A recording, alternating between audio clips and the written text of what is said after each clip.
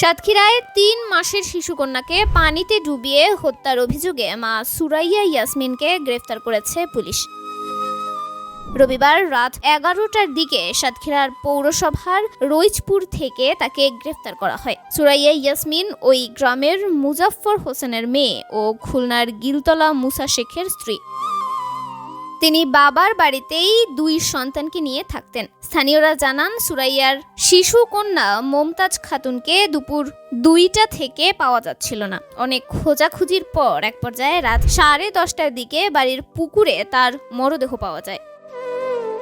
সুরাইয়া মাঝে মাঝেই মানসিক ভারসাম্য হারিয়ে ফেলেন। এর আগে তিনি ২ বার খাবারের সঙ্গে বিষ মিশিয়ে তার ছেলেকে হত্যার চেষ্টা করেছিলেন। রাতে পুলিশ এসে সুরাইয়াকে জিজ্ঞাসাবাদ করলে তিনি মেয়েকে পুকুরের পানিতে ডুবিয়ে হত্যার কথা স্বীকার করেন। এরপর পুলিশ তাকে গ্রেপ্তার করে নিয়ে যায়। তন্নি শিকদার, দৈনিক সকালের দুনিয়া।